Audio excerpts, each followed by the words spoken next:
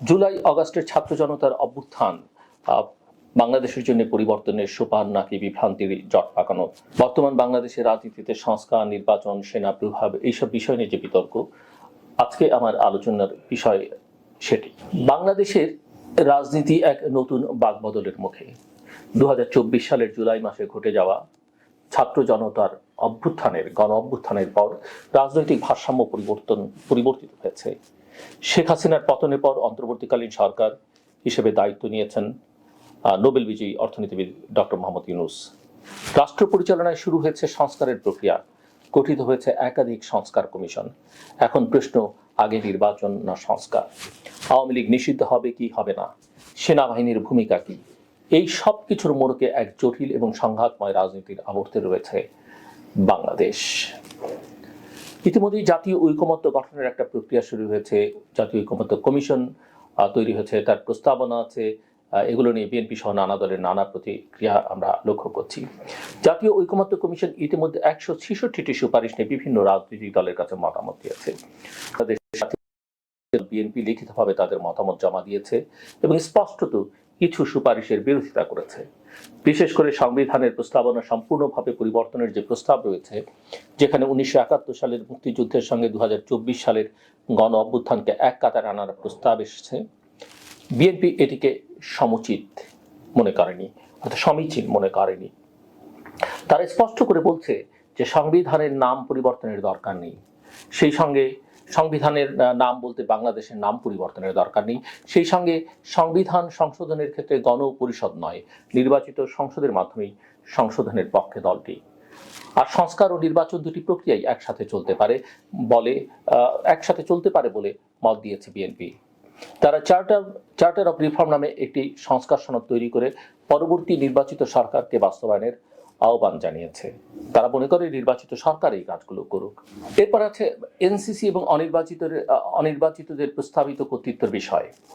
সংবিধান সংস্কার কমিশনের সুপারিশে জাতীয় সাংবিধানিক কাউন্সিল এনসিসি নামের একটি নতুন কাঠামোর প্রস্তাব এসছে, যা কার্যত নির্বাচন কমিশন, বিচার বিভাগ, এমনকি প্রশাসনের গুরুত্বপূর্ণ নিয়ন্ত্রণ নিজের অধীনে রাখতে চায়। বাংলাদেশের জাতীয়তাবাদী দল বিএনপি এবং অন্যান্য বিরোধী দল মনে করছে এই প্রস্তাবগুলো বাস্তবায়িত হলে অনির্বাচিত ব্যক্তিদের রাষ্ট্রীয় ক্ষমতায় প্রতিষ্ঠা দেওয়া হবে এবং রাজনৈতিক প্রতিনিধিত্ব সংকুচিত হবে। এমন একটি ব্যবস্থা গৃহীত হলে তা হবে গণতন্ত্রের জন্য অত্যন্ত বিপজ্জনক। সম্প্রতি আমরা রিফাইন্ড আওয়ামী লীগ বিতর্ক দেখছি এবং সেনাবাহিনীকে এই বিতর্কের মধ্যে জড়িয়ে ফেলা হয়েছে, সেটিও আমরা নানা মাধ্যমে লক্ষ্য করছি। আপনারা জানেন যে সম্প্রতি জাতীয় নাগরিক পার্টি এনসিপির দুই মুখ্য সংগঠকের মাঝে বিরোধ খানিকটা প্রকাশ্যে এসছে।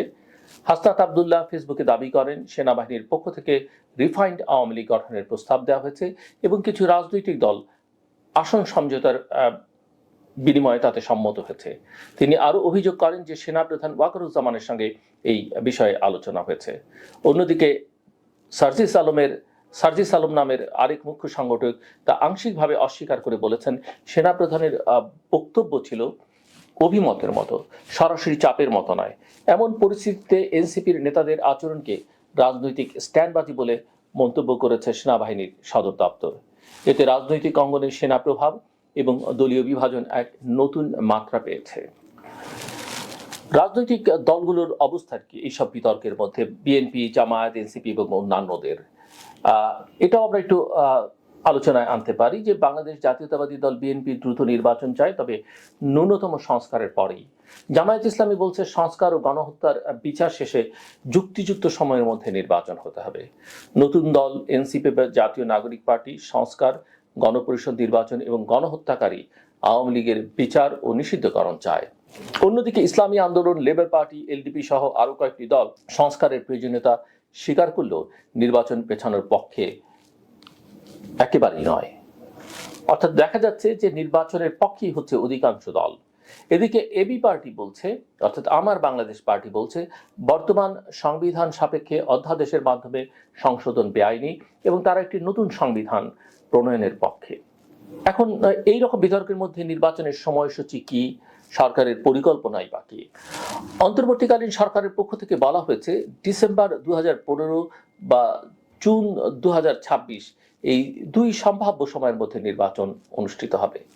রাজনৈতিক দলগুলো যদি সংক্ষিপ্ত সংস্কার চায় তবে ডিসেম্বরে নির্বাচন হবে, আর বৃহৎ সংস্কার চাইলে নির্বাচন হবে জুন মাসে, 2026-এর জুন মাসে। নির্বাচনের আগে স্থানীয় সরকার বা গণপরিষদ নির্বাচন করবার যে প্রস্তাব, নির্বাচন কমিশন ইতিমধ্যেই সেটা নাকচ করে দিয়েছে। আপনারা জানেন এই প্রস্তাবের পক্ষে স্থানীয় সরকার বিষয়ক উপদেষ্টা আসিফ মাহমুদ, যিনি বৈষম্য বিরোধী ছাত্র আন্দোলনের একজন নেতা ছিলেন ও এনসিপির সঙ্গে অত্যন্ত ঘনিষ্ঠ। এই গোটা বিষয়টা নিয়ে অনেকেই মনে করেন যে অতিরিক্ত সংস্কার চাহিদা আসলে নির্বাচনের বিলম্ব ঘটাতে পারে এবং রাজনৈতিক ঐক্য ভেঙে যেতে পারে। সেনাবাহিনীর ভূমিকা এবং রাজনৈতিক যোগাযোগ নিয়ে জনমনের নানা প্রশ্ন উঠেছে। এনসিপির অভ্যন্তরীণ বিতর্ক, সেনাপ্রধানের বিরুদ্ধে অভিযোগ এবং রাজনৈতিক নেতাদের অভিমত সবই রাজনৈতিক অনিশ্চয়তা বাড়াচ্ছে এবং এটা স্পষ্ট যে সেনাপ্রধানকে বিতর্কের মধ্যে টেনে আনা হচ্ছে।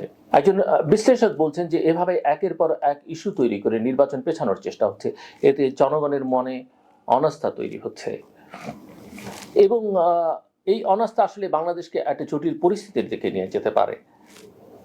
একটা নতুন বিতর্কের মধ্যে বাংলাদেশ পড়ে যাচ্ছে এবং যে বিতর্ক থেকে বেরিয়ে আসা হয়তো কঠিন হবে।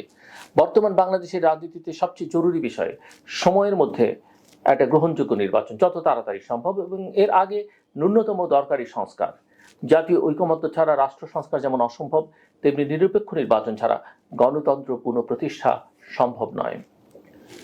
বাংলাদেশের রাজনীতিকদের উচিত নতুন বা পুরনো সবার জন্য দলমতের ঊর্ধ্বে উঠে দেশ এবং জাতির স্বার্থে ঐকমত্য তৈরি করা। সেনাবাহিনীর উচিত হবে নিরপেক্ষ অবস্থান বজায় রেখে সব রাজনৈতিক পক্ষের প্রতি সমান সহনশীলতা বজায় রাখা। আমার ধারণা সেটা তারা করছে। আর অন্তর্বর্তীকালীন সরকারকে অবশ্যই সর্বোচ্চ স্বচ্ছতা এবং নিরপেক্ষতা বজায় রেখে একটি গ্রহণযোগ্য নির্বাচনের আয়োজন করতে হবে। ইতিমধ্যেই তাদের নিরপেক্ষতা প্রশ্নের মুখে পড়েছে। ভবিষ্যতের বাংলাদেশ কি একটা গণতান্ত্রিক রাষ্ট্র হবে, নাকি পুনরায় অভ্যন্তরীণ টানাপোড়েনে গৃহীত হবে এক অনিশ্চিত পথ? উত্তর নির্ভর করছে আজকের সিদ্ধান্ত এবং আগামী দিনের নেতৃত্বের প্রজ্ঞার উপর।